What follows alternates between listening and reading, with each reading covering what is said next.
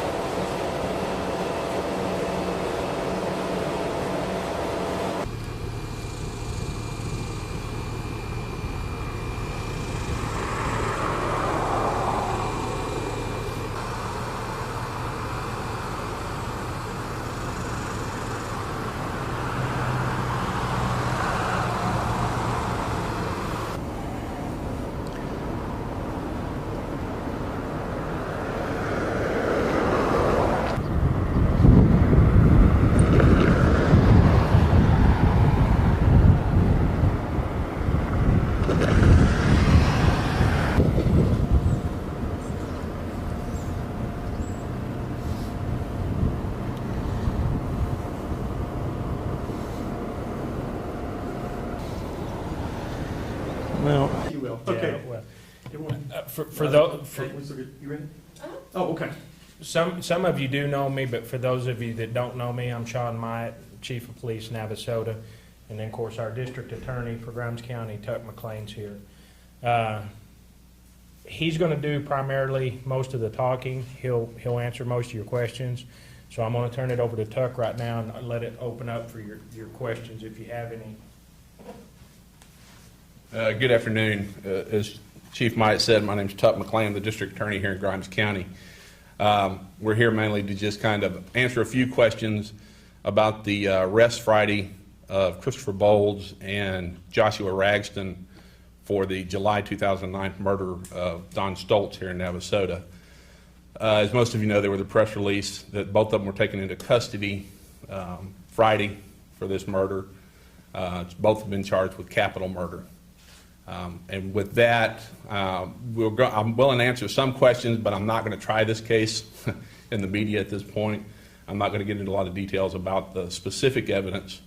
I will tell you that kind of the event that precipitated this was there's been an ongoing investigation, processing of evidence, following up on leads almost continuously since this occurred.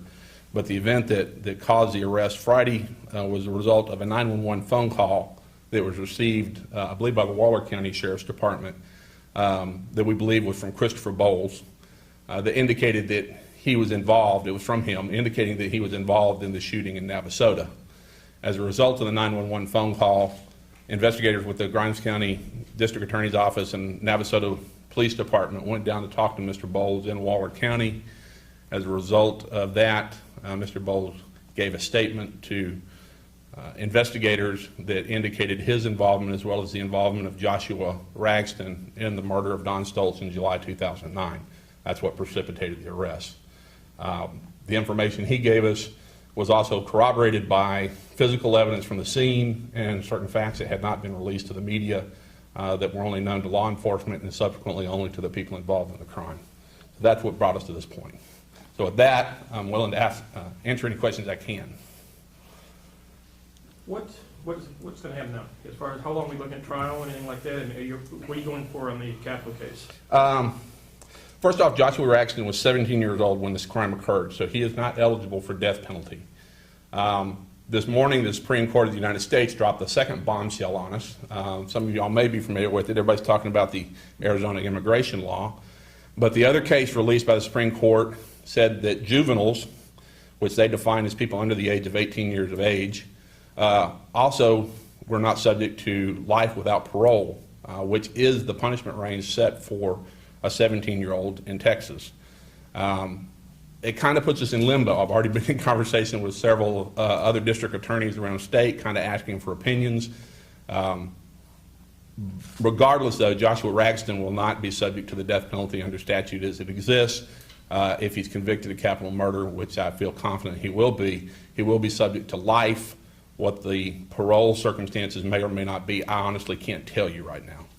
Chris Bowles, was 23, I think, when this occurred. He is subject to the death penalty. It'll be something that my office will go through a procedure to staff the case, discuss the case. We will also discuss the case with relatives and family involved in the case before we make a final decision on whether or not we will seek the death penalty. We just need to weigh all the things. As most of you know, in addition to being convicted of capital murder, there's a second phase in the capital murder case where we must prove that first, that the defendant will be a continuing threat to society, and then the jury will also address whether there's any mitigating factors that would warrant the setting aside of a death penalty and the giving of a life sentence. And since those are things we have to prove in court, we're going to go through his background, a lot more information on his background than we have now before we are able to make that final decision. Were you able to also get a confession out of Mr. Ragston? Mr. Ragston has not confessed to the crime, no. What about now criminal history between the two of them, the 23-year-old primarily? They both have criminal histories. As you know, they've been out and about for about 3 years. A lot of the criminal history actually has occurred, although none of it violent, while they were out. I will tell you that Christopher Bowles and Joshua Ragston were persons of interest within about 3 days of the crime. We knew their names, we knew where they were, we knew who they were, and we were fairly confident those were our individuals that committed this crime. And so we have been watching them as closely as we possibly can, along with the assistance of other agencies in the area, Washington County Sheriff's Department, Montgomery County Sheriff's Department, Hempstead PD. All were aware of the circumstances, all were aware that we are interested in those people and that we thought they were involved in this. And so they cooperated with Navasota and my office to make sure we knew what they were doing and when they were in trouble. So they do have criminal history. Since that event, prior to that event, the only thing I'm absolutely sure of is that Mr. Bowles did do a prison sentence, I believe, for an aggravated robbery. And so that would be something we would address. And why was Chris Bowles calling 911? Honestly, I don't know. He didn't ever explain what it was, what precipitated him to do this. It basically was a confession. So one would have to think that in some way this was nagging on him. Can you say what time that call came in? I do not know. And this was recently? The phone call came in either late Thursday or early morning hours of Friday. The call came in prior to 11 o'clock on Thursday, 11 p.m.? 11 p.m. Has the murder weapon been recovered?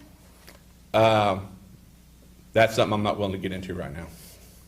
What kind of a relief is it that these two individuals are in jail right now? Quite a bit. I mean, obviously knowing that these two people were, for the last 2.5, 3 years were responsible for killing somebody, and knowing that they were out on the streets and worrying that they very potentially could do it again caused me a great deal of concern. And knowing that they are behind bars right now gives me a great deal of relief, because if they had hurt somebody or killed somebody while they were out, I would have felt personally responsible for it.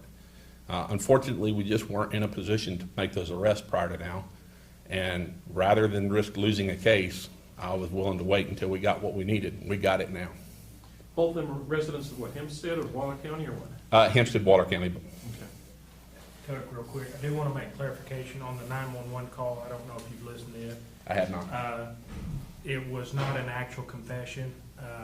He was rambling more than anything, but there was not an actual confession when he called 911. Once we received a 911 call, in talking to Tuck and then our investigators and the investigators with the district attorney's office, felt at that point in time that this opened a door where we felt like he may be more receptive to talking to law enforcement, because you could tell listening to him and rambling on that it was definitely something there, but he never made an actual confession on 911. And investigators, both with Navasota and my office, had interviewed both Joshua Ragston and Christopher Bowles on several occasions over the years, informal investigations when they were in custody on other cases in other counties, when they were free. But in those interviews, they had never said anything that was sufficient or would have given us cause to move forward on an arrest at that point. So we tried to talk to them. We tried to get more information from them. and we're unsuccessful in doing so. So when this phone call came in, we were quite excited about the prospect of maybe getting something. Now, were both arrested at their homes in Hempstead, or can you say? Christopher Bowles was, investigators went to his residence in Waller County, talked to him there. He wasn't under arrest. He was asked to voluntarily come to the Navasota Police Department, which he did. He came to Navasota and was interviewed voluntarily in Navasota Police Department, and then after he was interviewed, he was placed under arrest for capital murder. At that point, a warrant was issued by Judge LaFleur, municipal judge in Navasota, for Joshua Ragston, and he was actually in custody in the Waller County Jail at that time, so the investigators went down to Waller County and took him into custody from Waller County Sheriff's Department. What kind of charges was done in Waller County? I actually don't know.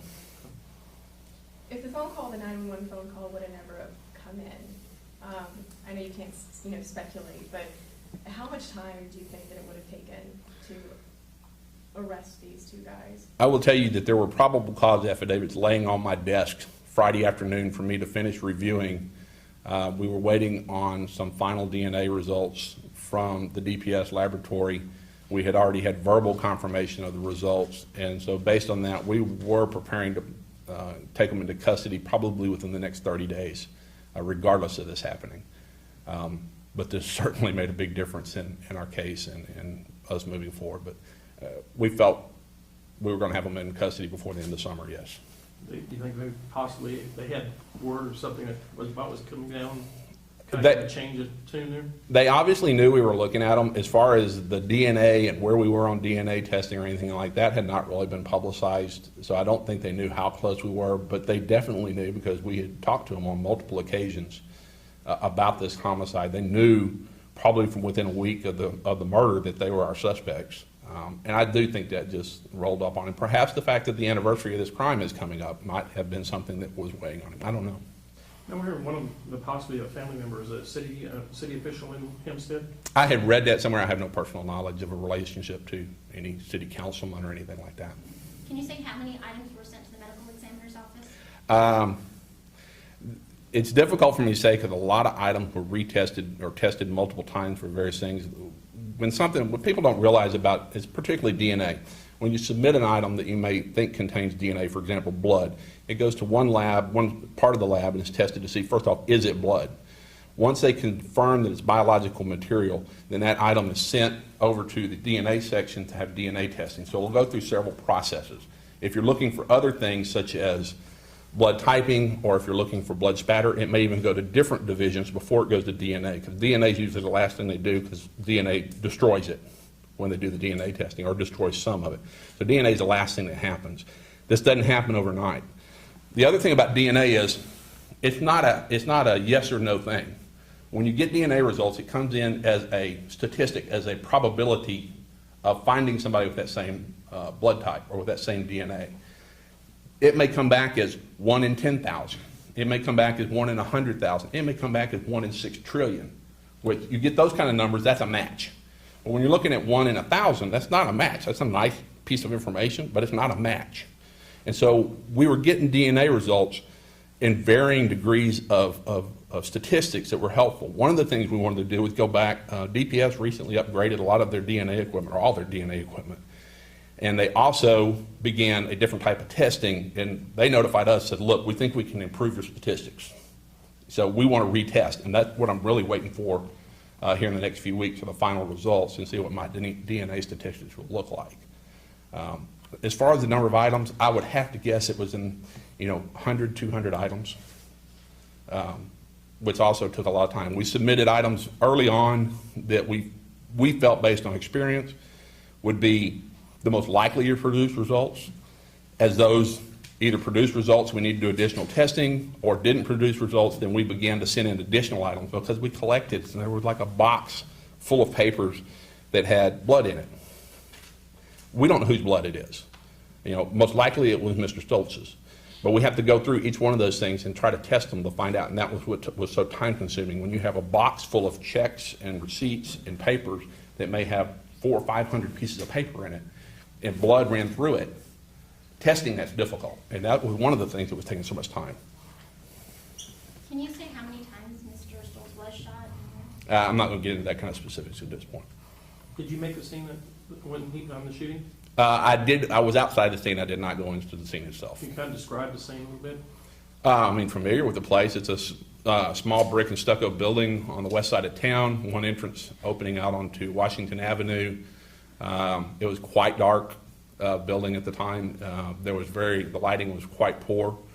As I recall, you walked in, the counter was to the right of when you walked in the door. And I'm not even positive about that because it's been a while since I've been in there. One of the things that was a problem was Mr. Stoltz did not have any type of video security system, even though we had talked to him because he'd been a victim of robberies on several prior occasions. There was no video or any type of security system inside other than the silent alarm. That caused us a lot of problems. I mean, this was a case we went into with essentially no witnesses. We had a description of a vehicle that left, and we had a really weak description of somebody that thinks they saw somebody when they were trying to walk in that may have been involved in it. That's where the Navasota started the case. We had nothing. Were there any other suspects in the case? Other people were looked at, certainly. I suspect we took DNA samples from about a half dozen different people, maybe more, to eliminate them or try to tie them in. But I will say that pretty much from the very beginning, Mr. Bowles and Mr. Axton were the primary suspects, and that didn't vary a lot, but we didn't foreclose the possibility that other people either may have been involved or were the people involved that did it on their own. When Bowles was taken into custody, was he intoxicated, or did he show any signs of, mental instability of any sorts? No, I actually sat in, Navasota's got an outstanding interview room set up here in the new building, and so we were able to sit and watch the interviews essentially over the computer, but essentially a closed circuit system. He seemed very coherent. He seemed to understand exactly what he's saying. He didn't have any problems answering the questions, and no, there was no indication he was on any drugs or intoxicated in any way. Did he have any signs of remorse? I would say it's kind of what you think. I mean, calling 911 may be considered by some to be a sign of remorse and tell them, I did something bad. He never said, gee, I'm sorry, but you could take his confession how you want to, whether that shows remorse or not. I was like, why Navasota? I mean, they were living in Hempstead at the time? Mr. Bowles had worked in Navasota. I'm not sure exactly where. I believe at one of the industrial plants in the south side of town. It was very common for when those people got paid, they would come in and cash their checks at Mr. Stoltz's liquor store. So it was common knowledge that he had a great deal of cash, particularly on paydays. And Mr. Bowles had worked out at one of those and was familiar with that, and probably, I would assume, probably cashed checks there before. So they knew about it, and they knew what the place looked like, and what it would be like. And he did. He would frequently have tens of thousands of dollars of cash in there. Was it ever determined what they got? No, not exactly. His bookkeeping was less than stellar. Based on information we have, we're thinking it was probably somewhere in the vicinity of $3,000 or $4,000. For Ragston, who was 17 at the time, that's correct? Pardon? Ragston, yes, he was 17. Can you clarify the law that was it recently implemented, or has it been in place for some time? Texas, I believe in 2006, for capital murder prior to 2006, the punishments were possibly the death penalty or life in prison where you were eligible for parole at 40 years. Texas, I think in 2006, changed it, and we passed what is called life without parole. So you could get death penalty and life without parole, and that was across the board. In Texas, a 17-year-old is an adult, so it applied to them. When the United States Supreme Court came down and ruled that death penalties for juveniles, and they considered a 17-year-old a juvenile, was cruel and unusual punishment, the Texas legislature in 2008 went back and changed the law and removed 17-year-olds from the statute.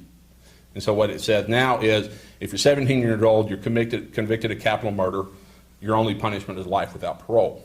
That's the way the statute reads as of today. Of course, the United States Supreme Court came out this morning and says you can't give a juvenile, which again they consider a 17-year-old to be, life without parole. So technically under the statute, there's not a constitutional punishment.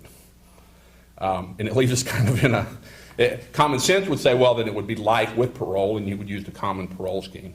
And that'll be something that we'll probably be fighting about as we go through the process. Will there be any kind of robbery No, capital murder, what makes a capital offense is if you commit an intentional murder in the course of, and there's a list of felonies, one of those felonies is robbery. So it's included as part of the offense. You can't charge it as a separate offense. What about now as far as economics? I mean, a capital case, trying a capital case, I know it's quite expensive. Will the state or federal help at all in this? There's a couple of things. Obviously, the Commissioner's Court has been aware of the potential of this case for the last several years, and I've talked to both the county judge and the commissioners about it, and they have made arrangements. One of the things that has recently been done, and I honestly don't have a lot of details, is there is a consortium of, and I think it's supported by the state, of capital defense attorneys that have essentially set up what I would equate to be a insurance program, where counties can join the program and pay in X number of dollars over a period of years, and then if you have a capital murder, they will send in the defense attorneys to represent it, and whatever you paid in as your policy essentially covers your cost. We are part of that program. I honestly don't know how it's going to work. My understanding is, I spoke to one of our district judges this morning. He says he's got using the same program in Waller County.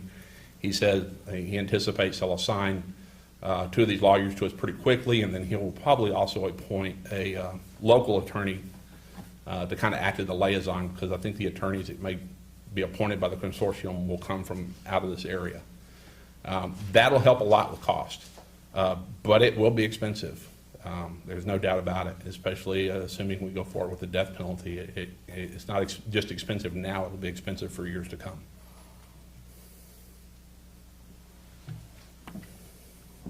Anybody else have any questions? Shortly after the murder, you sent out a press release, or the police department did, and stating that there was a weapon that you were looking for. Can you talk to me? The weapon that we suspect was used, we believe belonged to Mr. Stoltz. It was what's called a Judge. It is a 5-shot revolver that can shoot either a .45 long Colt or a .410 shotgun round. We believe it was loaded with 5 .410 shotgun rounds.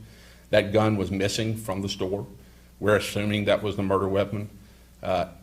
As of right now, that gun is not in my possession, so I can't tell you whether that is the murder weapon or not. How many capital murder cases have you tried? I've tried about 23 murder trials. I believe 4 were capitals, 3 were death penalties. 5 were capitals, 3 were death penalties. I've got 1 man on death row right now. They were all found guilty? Yeah, I've never lost a murder trial. All right, well, this concludes, Yeah, basically it was, I remember it was on the Friday, that July 17th. It was about around lunchtime. And how we got the report of it was silent alarm had gone off at Mr. Stoltz's store, which is the alarm indicating a robbery. And once officers arrived, of course, at the scene, they had found that Mr. Stoltz was deceased at that time and contacted EMS, and from that point we just started a succession of things going into play. We contacted our district attorney's office. I had investigators on the scene. We then contacted Tuck's investigator arrived on scene. We also contacted the rangers that were in our area at the time, and also came over and processed the scene. And that's kind of how we got started out. It's like Tuck said, within a few days, when we went into this deal, we really had very limited information because there wasn't video. Of course, the alleged suspects were not there when we arrived. Nor did any of the arriving patrol officers at the silent alarm. They didn't see any of the suspected vehicles that were described to us later on in the investigation leaving the scene. So we definitely arrived within a time frame to where they were able to get away, of course. But within a matter of, it was probably hours actually, we started developing information based upon the evidence that we had identified at the store that led us to Hempstead. And then it was just a chain of events at that point in time. And then, like Tuck said, within a matter of days, we were able to identify Mr. Ragston and Chris Bowles as well at that point in time. So up until this point, we've actually known that they're persons of interest. So that's kind of how it got started. And then since then, between our office and Tuck's office, we've sent our investigators literally everywhere, even in different states, working on these cases, following every possible lead that may come in. So Now, y'all had quite a bit of help. Was Rangers and the county both, or on this? the county has helped a little bit on different things. I'm not real sure exactly what it was. I think they helped when the dive team was down, when we went into some different sites to check, see if evidence was there. I think they assisted in that way. But primarily it's been the Ranger Service, the investigator at Tuck's office, and investigators here at the Navasota Police Department. It's been the primary investigators involved in it. Take some weight off your shoulders in this? How many total officers are involved in this? I don't know the exact number. It's going to be several officers from Navasota, and then Travis from Tuck's office and the Ranger. I would say that this thing is pretty much, and I want to say this because Investigator Mike Mize with the Navasota Police Department, from their end, has pretty much ramrodded this thing and kept it going. Then my investigator, Travis Higginbotham. As far as this case goes, they've been joined at the hip, working this case, traveling out of state, traveling all around the state. Once things kind of died down and the Rangers went off their way and everybody else had their other jobs to do and we had to get back to regular business, those two, on virtually a weekly basis, were communicating about this case. It was frustrating for them because, you know, they were hearing out there, what are y'all doing? Y'all aren't doing anything. These guys were working tirelessly, almost nonstop on this case. Like I said, almost on a weekly basis, they were together doing work on this case. But it wasn't something we could go out and say, hey, this is what we're doing. They kept it going, and they were ultimately the ones that broke this thing for us, so they did a great job. Can you say on average how many man hours they put into this? Oh, You won't even have an estimate for it. Yeah, I would say, you know, obviously hundreds. What was Hundreds. their top priority? Would you say it was top priority? Obviously, when you get in, I mean, we had other things going on. My investigator's job is to help me get ready for trial. So when I've got things like the Anderson bank robbery case going to trial, he has to stop what he's doing and focus on helping get me ready and make sure I'm ready to do my job in the courtroom. So during those times, obviously, he's not working this case. But when he wasn't doing stuff for me in court, he was communicating. And you get pieces of information. People call in and say, this is what we heard. It may be nonsense, but you got to follow it up. And that's what they did. They chased a lot of rabbits. A lot of rabbits. Yeah. How many tips did you receive? Hmm? How many tips did you receive? Several. Several? How gratifying is it knowing that, you know, like you said, the 3-year anniversary is pretty much right around the corner and we're able to put these 2 men behind bars? I can tell you this much.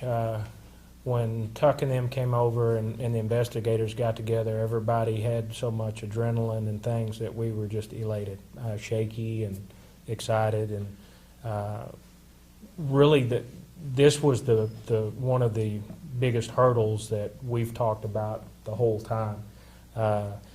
For sure, Tuck and I have had conversations, you know, trying to prepare when we're going to arrest. And of course, you know, we just had to have that patience and endurance to wait for everything to come in to where Tuck felt comfortable with going to prosecution with this thing. And so I have to really commend the officers on, number one, you know, it's talking about priorities. Yes, it was a priority for them. It was a definite omnipresence on their minds, and they had a mindset that they were not going to forget and that they were not going to let this go to the wayside, and they didn't do that. And they had incredible patience and incredible endurance to see this thing to where it is now. So now that we've made this dramatic hurdle, we're definitely not through by any side. We still have to go through the prosecution end of it. But this is definitely a milestone in this case to where we're at right now. In fact, this statement we got from Mr. Bowles has already resulted in some follow-up investigation out in the field that's being done. It's probably going to result in us taking a look at a couple pieces of evidence a little bit closer. So there'll be some things like that going on. I will tell you that it's been real frustrating because we probably could have got a warrant a long time ago to arrest these guys. I mean, I'm going to tell you that. And I'm going to tell you I'm the guy that said no. And Sean backed me up. But I'm the guy that said, no, we're not going to do it yet. And he caught a lot of heat for it, knowing that I'm the guy saying no. But, you know, we got a system right now where we see people exonerated because testing screwed up or things aren't tested or information isn't passed on. We're talking about a potential death penalty case. When we place these guys in jail, I want to know that I can get a good, clean, non-reversible conviction and that we can be successful. We will be in this case. And it's because they gave me the patience and gave me what I needed at the time to make this case what it is. And they stood behind me on that. It really makes a big difference. And we will be successful because they did that. Now, where they're held now, over at the county jail, they have basically separated from everyone else, suicide watch or anything like that? That I don't know. I believe they are in segregation. They're only going to put anybody on suicide watch if they have indications, specific indications of suicide. But as far as any details on their confinement, I honestly don't know right now. And Tuck, how long have you been the DA here? I've been DA now for 17 years. I've been prosecuting here for 22. Have you seen any similar cases where there's this much community support? Because I know initially Crime Stoppers had about $2,000, I think, offered as a reward for tips, and then the community pitched in about $3,000 within a couple Probably of the weeks. only case as far as notoriety and community concern that I can recall similar to this case would have been the murder case of Lonnie Turner Jr. I would equate that, and again, that case, although not as much time, we waited almost a year before we made an arrest, and that was a case where the person we actually thought we were going to end up arresting wasn't the person we ended up, turned out not to be our shooter. DNA pointed us in a different direction almost a year later. So that's probably the most notorious case in Navasota. At one point I was DA for Madisonville and for Leon County also, Madison County and Leon counties, and I had several cases up there that were kind of like this. Well, we want to thank y'all for coming today. We appreciate y'all being here and participating. And hopefully in the future, we will be able to update you with further information as it comes along. All right. You'll have a good day. We have to get how long we're looking at before trial even think about starting. If it was a typical case, our cases are hitting the docket in about 120 days for trial. I would say almost certainly within a year, and I think 6 to 9 months would probably be a pretty reasonable guess at this point. Of course, a lot of it will depend on what testing maybe the defense attorneys will want to do once they get involved, psychological testing. There's so many issues now that are raised in death penalty cases. They may want more time. We're going to be pretty much ready to go pretty fast. All right.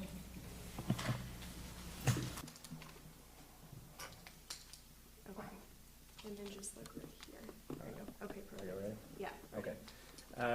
As pertaining to the 911 call that we received on that Thursday night, as I had said earlier, there wasn't a confession. Basically what happened was he would make statements like this was burning on his mind. He even talked about his uncle being a preacher, and we felt like at that point, based upon those statements that he was making, that this was an opportunity for us to go talk to him, and bring him in and talk to him. And as a result, the investigators were able to set him down and talk to him. He did make the same statements. At that point, that's when investigators were able to get a confession from him right after that, and that's what led up to that. What did he say though during the? Did he say that this is what we did? We walked into the store and. Well, I can't go into details about his confession, as Tuck had already said before, but we did get a confession from him, and there was things that were corroborated that was not known to the public, that was only known to law enforcement, and through that in his confession, which led us to believe that he definitely knew what he was talking about. So, but so far as the 911 and him making a real confession, he did not. He just would ramble on about his life and just things that his uncle that's a pastor would tell him, and going to church and things like that. So we felt like that was a good opportunity for us to go talk to him. So. Are you surprised that he called 911? I mean, rather than. Yeah, we're surprised. Yeah, definitely surprised. But it was definitely an opportunity that we didn't need to pass on. Did he make the call from his cell phone, That I don't know. from his home? It may have been from a residence, but I don't know that for sure. I'd hate to say that it was and it not be. I don't know that to be. I don't know the facts. on Your that. call taker think when some call like this comes in? I mean, it's not their ordinary call that they normally take. No, it's not. And the communications operator did a real good job about keeping them on the line, keeping them focused, and then, of course, later on, it was disconnected, but definitely did a good job. So how did they connect it with Navasota? Did he mention Navasota? That I don't know.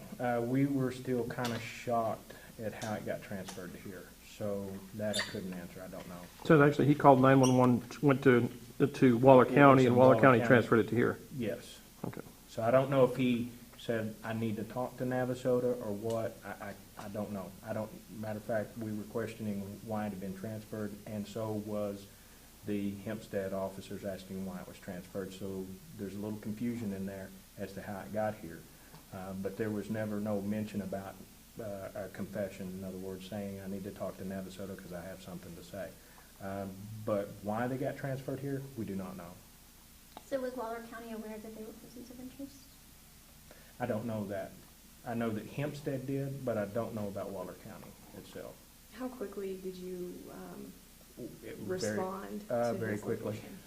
We made the phone calls immediately and were able to get Travis out and my investigator, and they hooked up probably, about 8:15 that morning, Todd? They were texting me at 6:30. Yeah, I know it was quick by the time they got here, and they went directly to there, so. They go to his home, or? Yes. And this is hours after the phone call? Within about an hour and a half of the phone call. And the 911 call was made to the sheriff's office there in Waller County? Is that who picked it up, or was it PD there? I believe that's correct. I'm not sure on that. I just know it was Waller County, so I'm